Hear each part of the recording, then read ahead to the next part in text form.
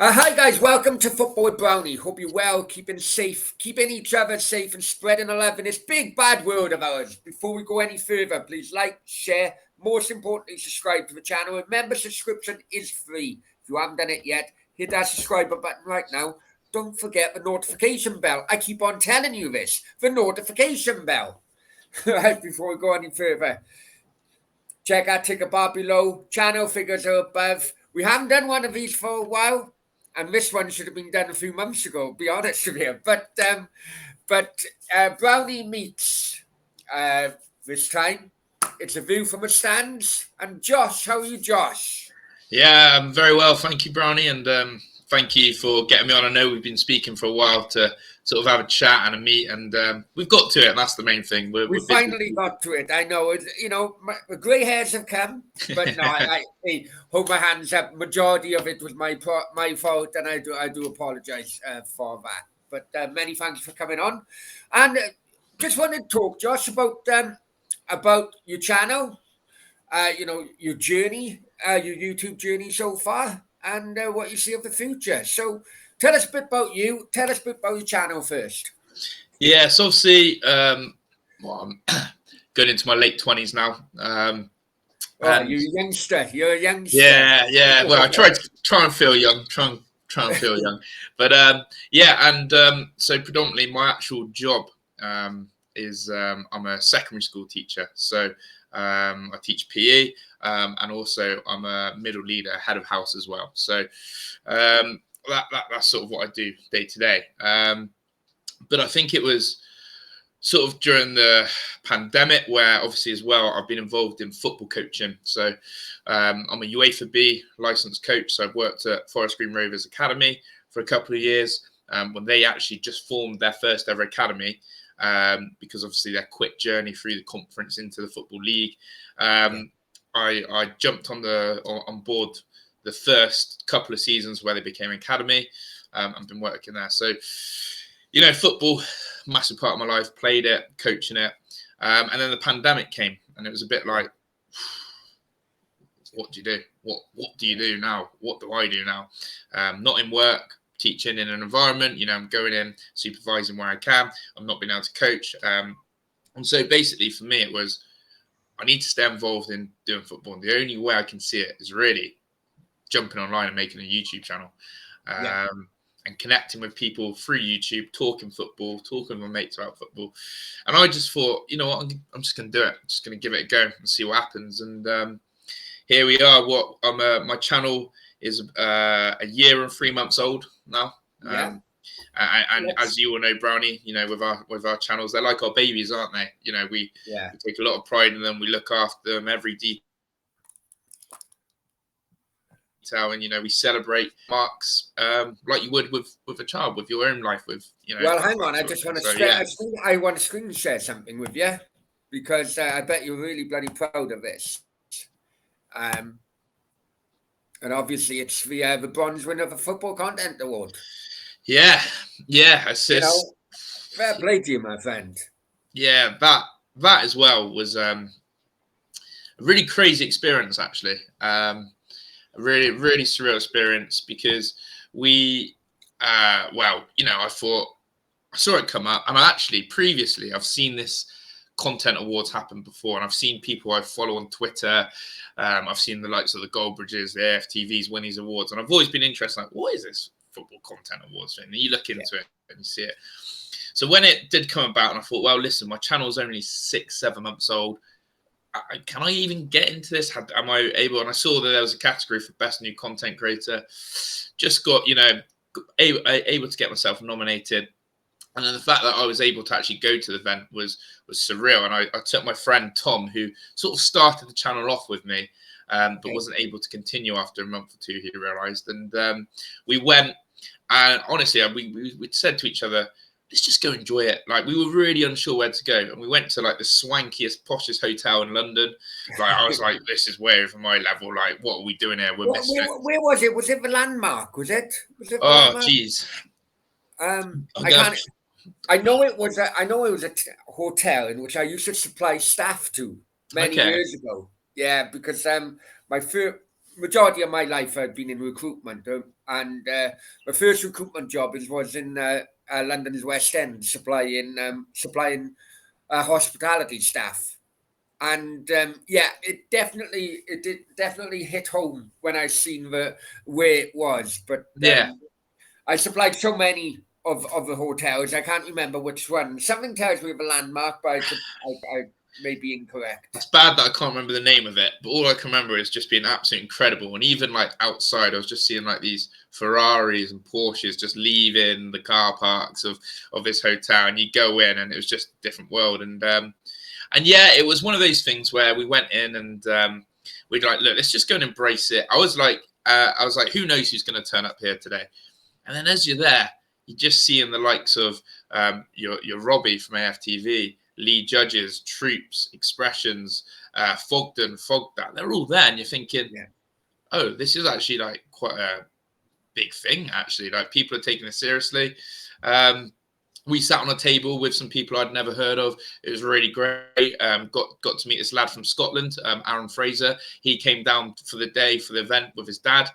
They were Hearts fans, and me and my mate got talking to them and some other people. Yeah. And yeah, literally, on the table next to us it was surreal, like touching distance again, was all those names, your Robbies, your Troops, your Expressions, your Flexes. They all literally sat there, and just the experience in itself was phenomenal. And yeah, I'm really grateful that I got to experience that. Well, hey, fingers crossed that you go one or two better this next time round.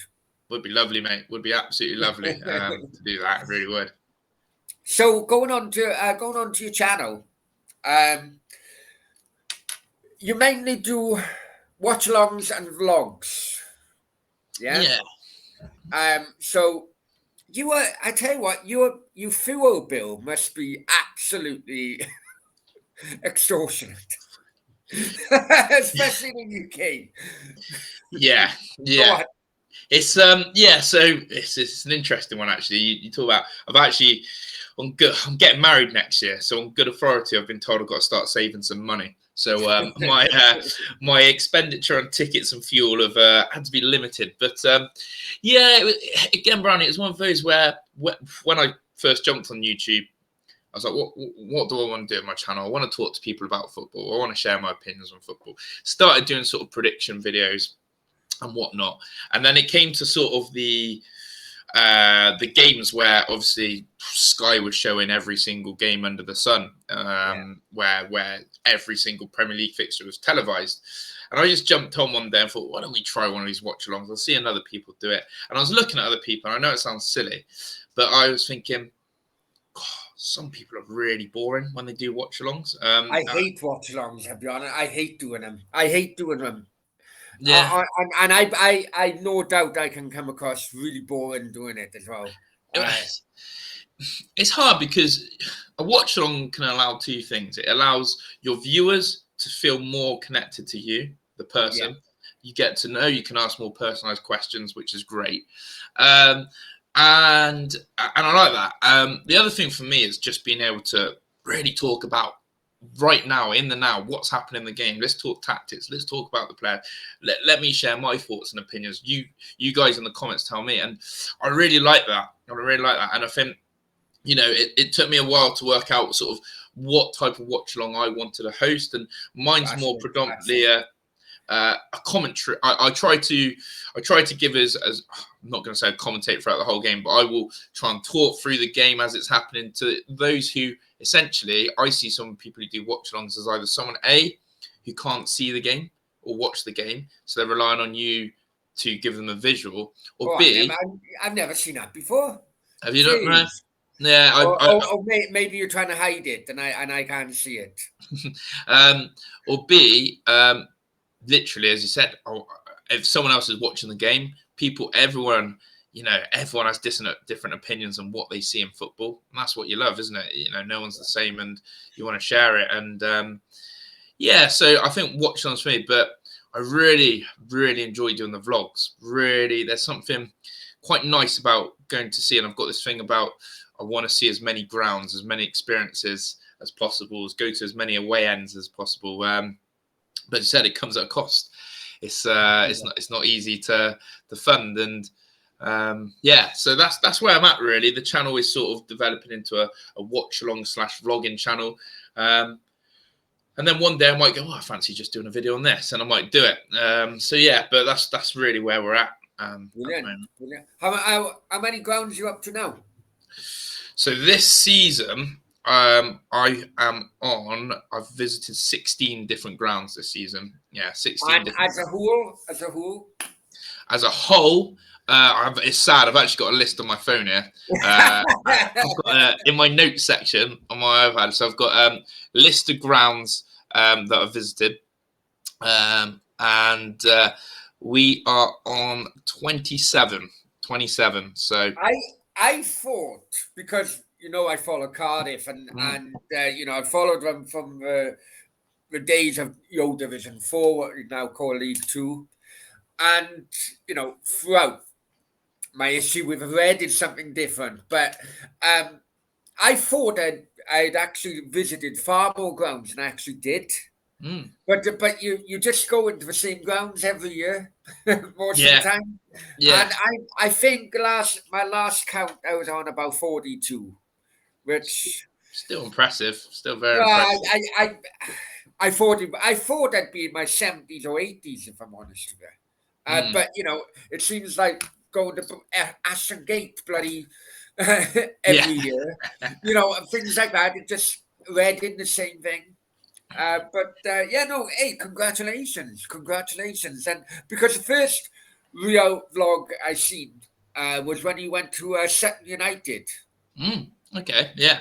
And I really enjoyed that. I tend not to watch the ones where you go to Swansea.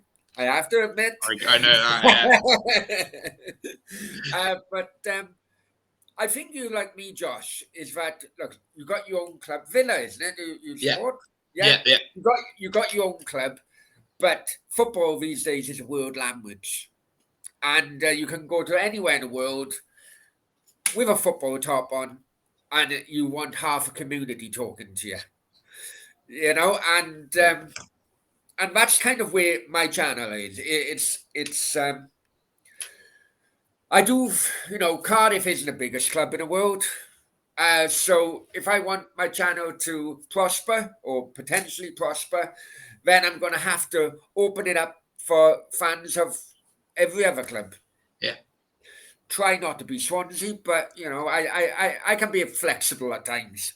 But I think that's where we can relate to one. It's like opening your arms up to clubs and fans of other teams, and the Sutton one I really did enjoy, and I do sometimes I enjoy watching you take the mick out of Birmingham fans at times.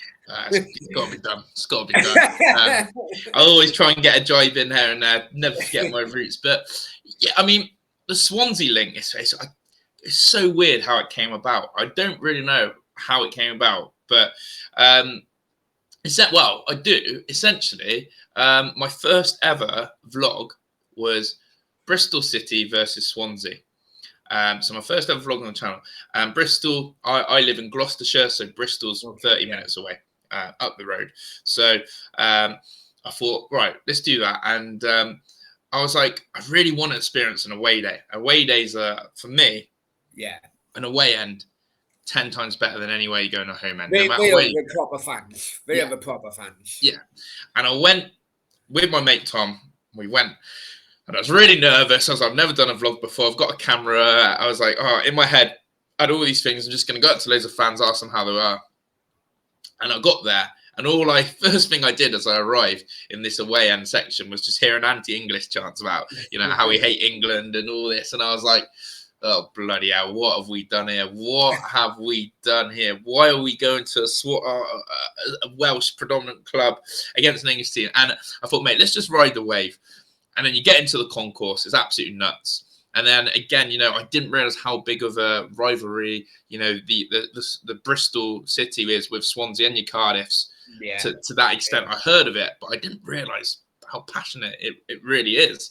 And we got in there in the away end, and just had a whale of a time. Like, just the Swansea fans were incredible. It was a lovely summer's evening. The atmosphere was great. The people were so friendly.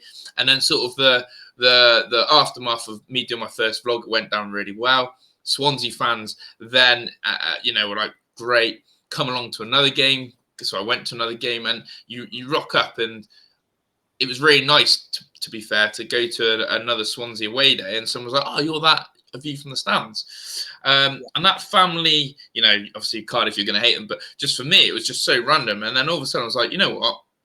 I do like the football that Russell Martin plays with his Swansea side, so the football's good to watch.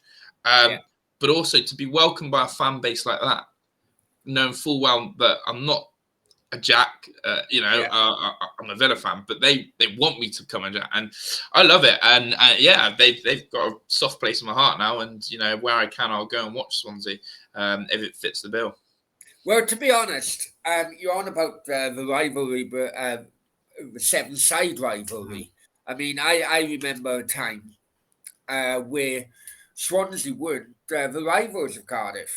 I remember a time where at half time or full time, when the results would be said on the tannoy, if Swansea won, Cardiff fans would actually cheer. Because the rival, it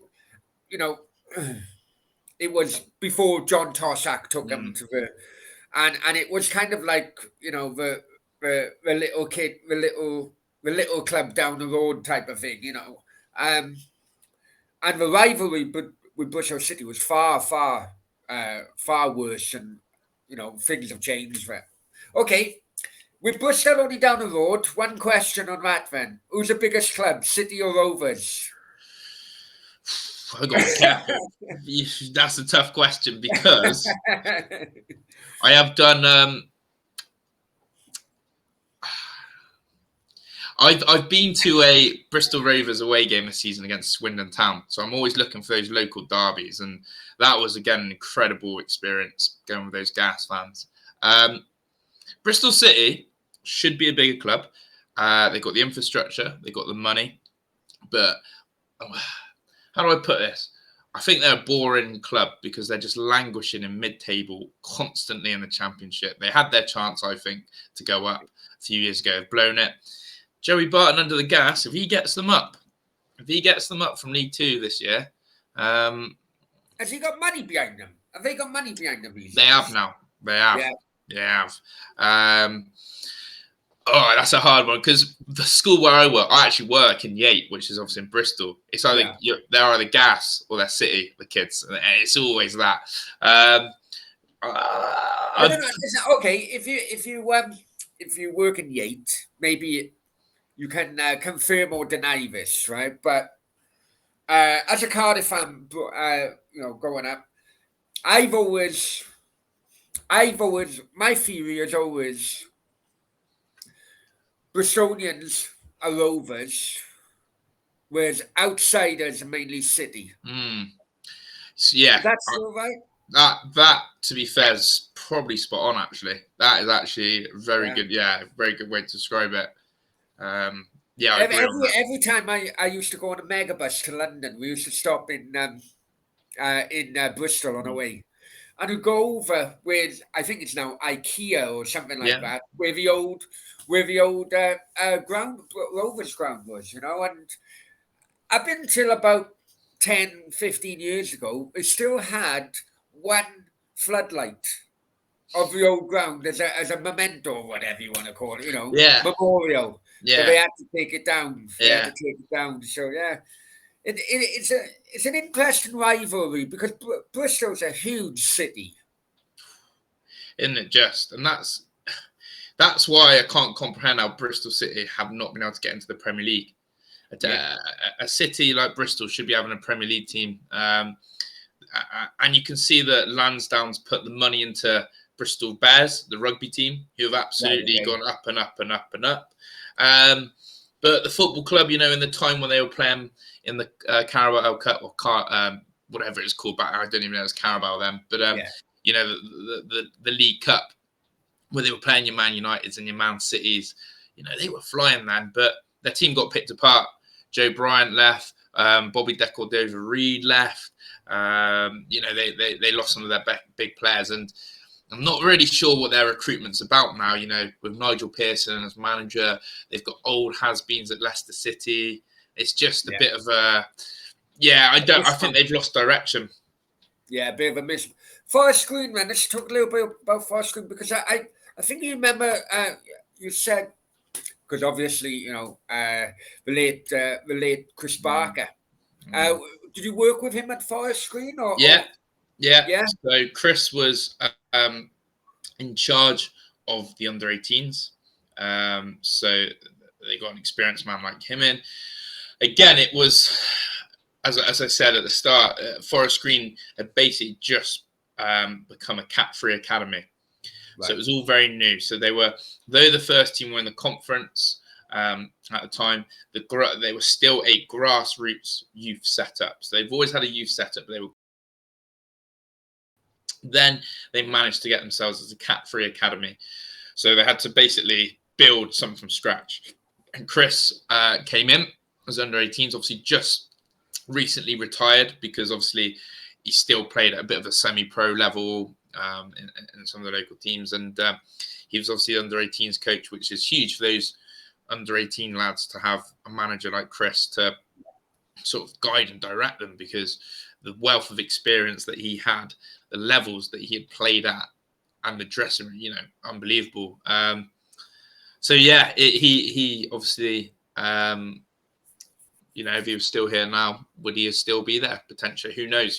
But, so I did work with him, yeah. Could I know it would have been early days within his potential managerial or coaching career, but could you, as an outsider, just looking in, could you see real potential which he could well have gone on to? Yeah, the respect he had, not just from players but coaches, people around him. You knew he had a presence about him. Very meticulous in his planning, his preparation. Standards were up here, wouldn't take anything there. I remember actually I can't remember if it was pre-season, if it was, or mid-season, even mid-season, where he basically was so angry at the lads and the state that they had left the accommodation in. So the players, the under-18s, got put in hostels. So the Ecotricity, obviously owned by Del Vince, they have their offices, and there was also some hostels and accommodation that Ecotricity had a bit of a hand in. So the players got put up for free in accommodation in these hostels, which again, a lot of these lads were living away from home. And they had left the hostel in such a dump, such a poor condition, from not tidying up, from not cleaning, blah, blah. And I remember just him, they did a full training session, and then he just made them run doggies for about half an hour. And they had a game like a couple of days later, but he was like, I'm not having it. Like, you need to be professional in every element of your life. And, the respect you're showing to your club, yourself, by leaving that and not abiding to the hostel rules. And balls went away, and he just absolutely hammered them with running. Yeah. Brilliant. Yeah, geez. You know what? I wish my former coaches would have done the same to me. Maybe I would have turned out differently. I'd say you're a Villa fan. What's your thoughts on this season? What's your thoughts on Gerrard? Was it the right? Villa's stressing me out, Brownie. It's it's not going how it should be going, in my opinion. It's not going how it should be going. There's some Villa fans on Twitter at the moment who are going into meltdown saying we're going to get relegated. It's just like, come on, no. But we had a tough start under Gerrard, because he got a crucial 3 points. I was at his first game, got a crucial 3 points against Brighton. And then we went on to play your Man Cities, your Liverpools. He had some tough games to follow after that. He then went on a spell where he beat Leeds, Brighton, Southampton again, or something like that, around those 3 teams, and it's 3 clean sheets, 3 wins, 7 or 8 goals scored, and you think, right, brilliant, time to go on a run because we've been cramped for run, and then we go and lose to Newcastle when they weren't great at the time. Still, they were still trying to get these new signings integrated. Eddie Howe would still not really settle, and I think that game we just haven't picked up from there. And I don't know if this is. We're having problems with creating at the moment. We're not creating and we're not scoring enough. We can't defend on the counter attack. We look absolutely shocking against pace. Gerrard isn't changing his ways. He's very much sticking with what he wants, and that is with personnel as well. He seems to be going on that. And yeah, it's interesting that for me, there's nothing worse than going into May and you feel like your team aren't playing for anything. The season's dead. Shouldn't be the case. You've got to play. I get that every year, mate. Come December, I'm like, well, what's the point? You're safe. You're not going down. You'll take where. And that's the thing. It's one of them where, I really had, for me, I said, even with Dean Smith in charge last year, with the amount of money that Aston Villa are spending, with the plans that Nassi Suarez and Wes Edens has as owners of this football club, and the money they want to inject in, and this whole project of expanding the stadium, so we have to show progress from last year, and that is finishing above 11th. Are we going to finish above 11th this year? I thought we could have a month and a half ago, but now, don't know. I personally think he done. I think he wanted to get in the Premier League as quickly as possible, but I don't think it was right. I don't think Villa job was the right job, especially where Rangers were at that time and where they potentially could be now. They only one tie away from Europa League final. Yeah.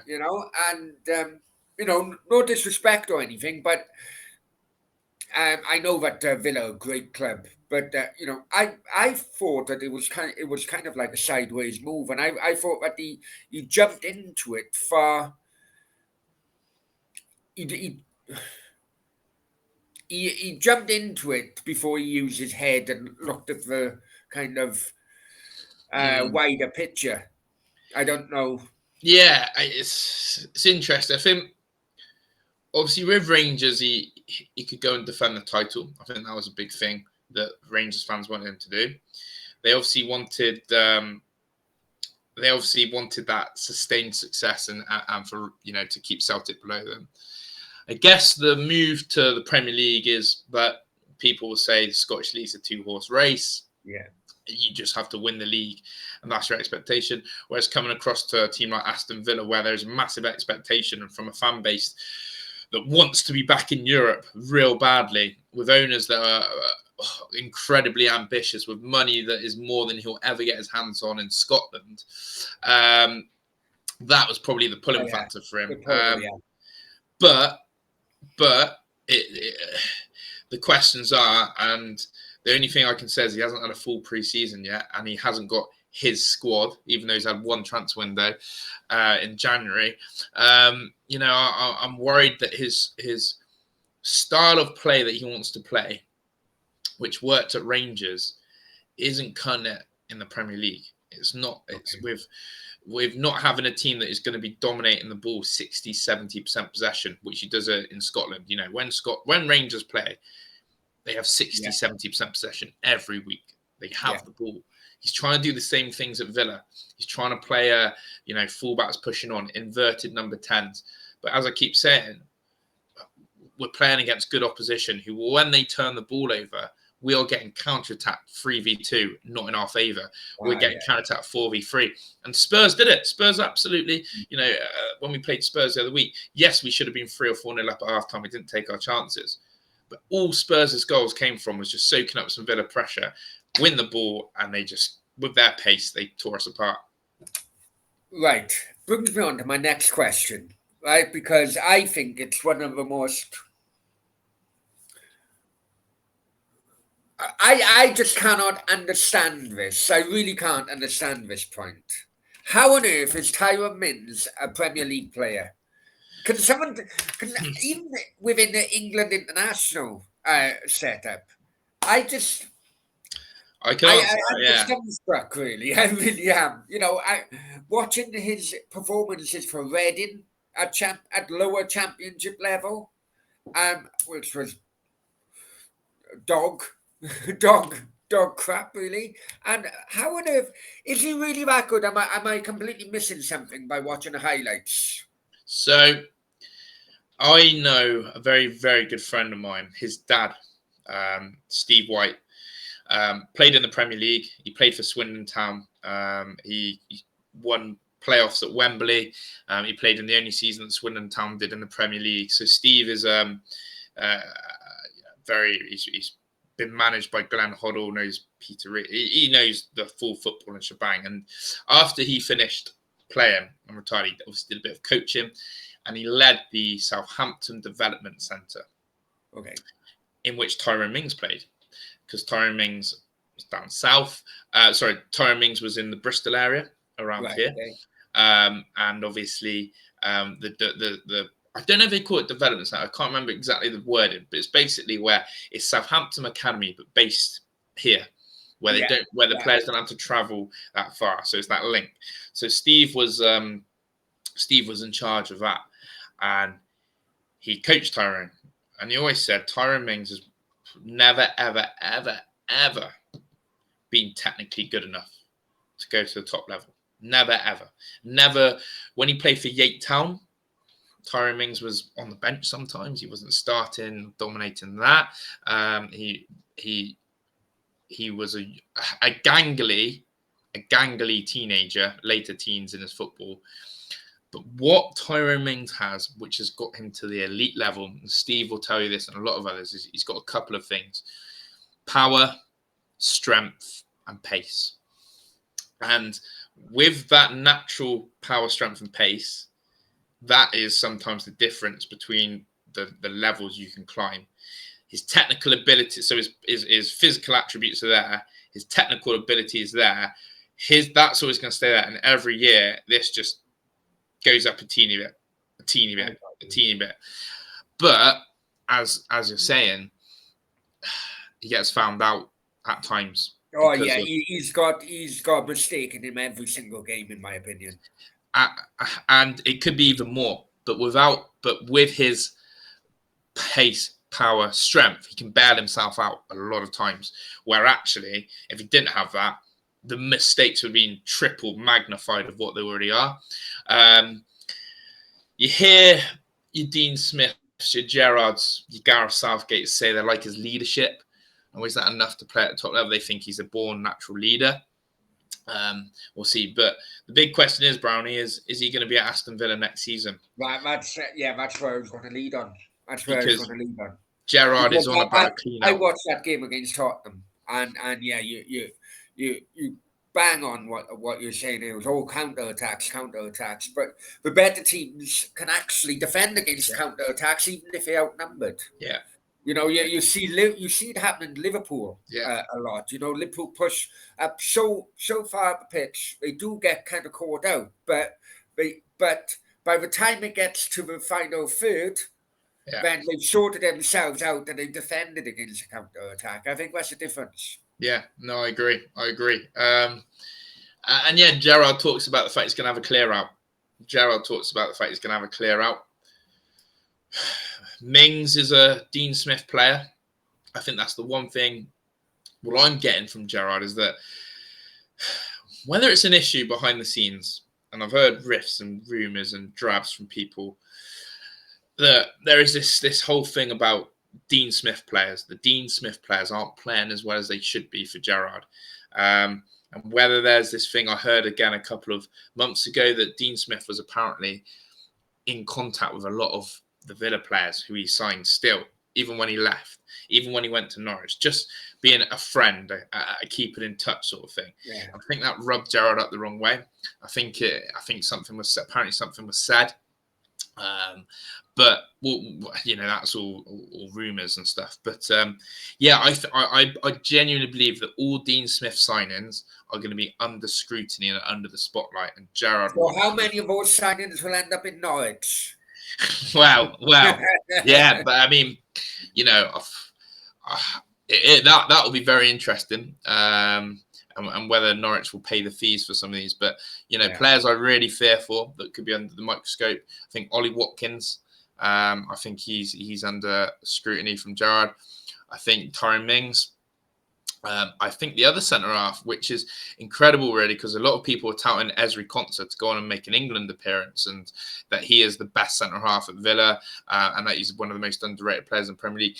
Under Gerrard, he's shadow of himself, shadow of what he was under Dean Smith, and John McGinn and Dougie Luiz, the other two midfielders. I think they're under serious scrutiny. So it's going to be interesting, Brownie, because he talks about wanting more replacements, but I think those Dean Smith signings are the ones that could feel the wrath of Gerrard. Yeah.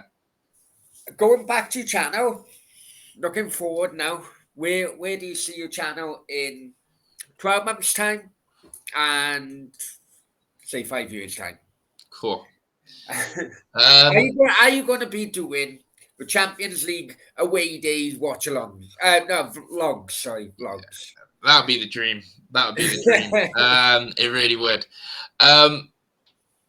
So for me, it's really interesting because YouTube, I used to think you always drive it by subscribers, right? So you always look at, right, I'm on this many subscribers, this is how well I'm doing.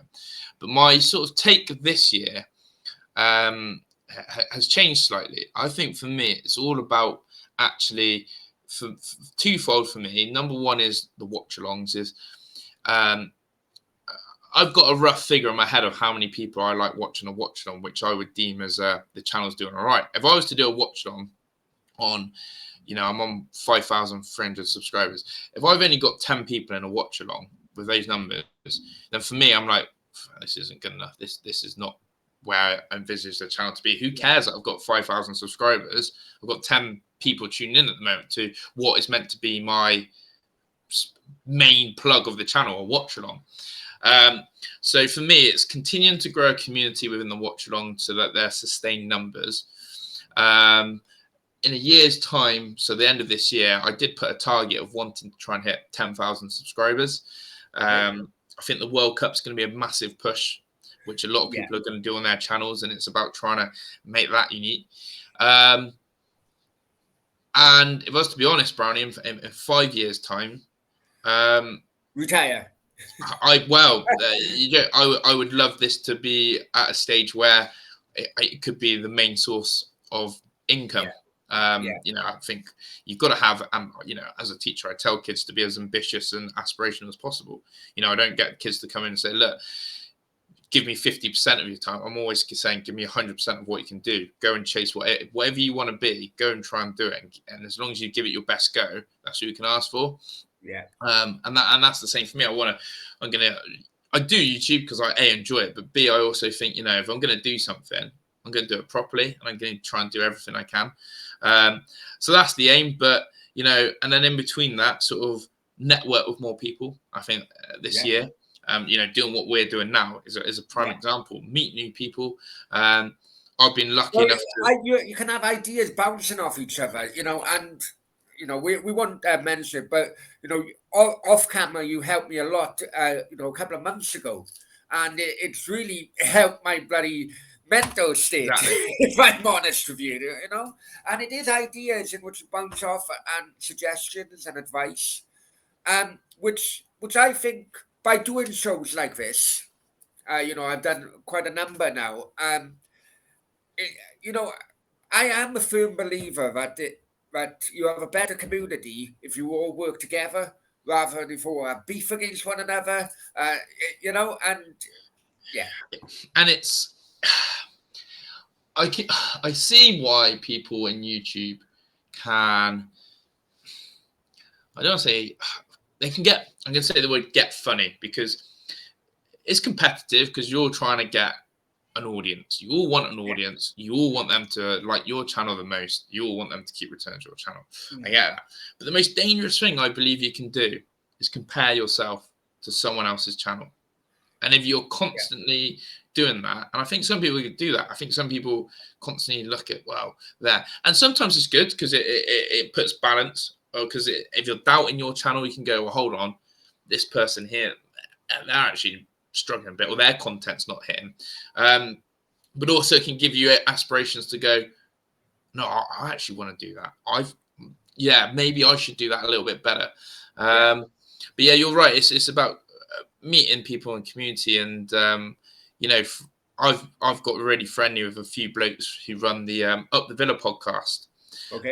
So they're a Villa fan, and I now because of them have got the opportunity to play at Villa Park on the 5th of June. So I'm playing at Villa Park with those guys. I've met up with them. We have kickabouts. We've met up for a beer and stuff. And it's just that, and we help each other as well with ideas. And that's brilliant, isn't it? When people can come together. As you said at the start, we live in a horrible world at times, and you've got to keep positivity in your life. And exactly. And I started the same when with you during the COVID. I mean, if you look at the social media, I started it in 2011. I'm thinking, I didn't even know what YouTube was in 2011. You know what I mean? But yeah, I focused on doing COVID and that's and you have people in the chat. I won't name them, but and they say, you won't believe how much YouTube has helped me and my mental state during the shutdowns and lockdowns and things like that. And it's an unbelievable feeling that even the most minute of help you've given someone has helped them so much. They needed to say thank you. Yeah, it's a great feeling, isn't it? It's that you can help others, and at the same time, it helps us as individuals. We feel better for coming on and doing shows. And I know you do your Q&As basically every night, and that must almost be like a bit of a unwind. You just don't know what's going to happen. You just don't worry. I've seen. Yeah, they've been wild over the last few months, and then they're back to their normal Brownie selves. But yeah, it's one of those where therapy is probably not the right word, but it's just the routine that people need in their life. For you, it's people now look at you and go, "When's your Q&As?" And if you don't do one, people are like, "Whoa, something must be up." And not that I get that pressure of a watch along, but I get people going, "When you next live? When you next doing a watch along? When's that?" And I'm going, well, I'll try. I've got this going on this week, and then all of a sudden you feel bad actually, because you're a bit like, so this month I had 10 days without being able to do a watch along because of my coaching commitments, school, parents' evening, work, stuff like that, and just where literally nothing could fall on the days to do a watch along. Yeah, I was like really gutted. I was like, I feel really bad that I've let people down. That was my first. I've let people down. And it's crazy that psychology sort of comes out of it. Yeah, definitely. Right. On that note, we're going to leave it there. Many thanks, Josh. I hope you enjoyed it as much as me. Absolutely. And, good to finally get this done, because I was really fascinated about your journey and the Chris Barker stuff as well.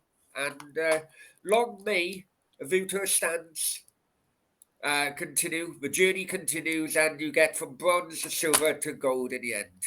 Appreciate that, and many thanks, my friend. Thank you for having me on. I really do appreciate it, and big up to the football Brownie community as well, because I know which you were part of. Absolutely. Okay, no worries. Many thanks, Josh. Have a good weekend. The link to your channel will be in the description. What watch-alongs? What you doing in the next few days? Well, tomorrow, Saturday, I have a big match day vlog. I have Bristol Rovers versus Forest Green in the away end for Forest Green. And if Forest Green win, they are promoted to League One. So it could be limbs in there. And then Sunday will be a double watch along with double Premier League action and Liverpool Everton, the main feature. So yeah, going to be a good weekend. Now, Newport County are over here about, didn't they? You're on about the They've dropped a few, lost a few games of late, I think. Yeah. But fingers crossed they can get that of automatic, I think. Yeah, it's good. It's good that a lot of local teams around me, I say local, like an hour or so away, doing well. Yeah. So, long may that continue.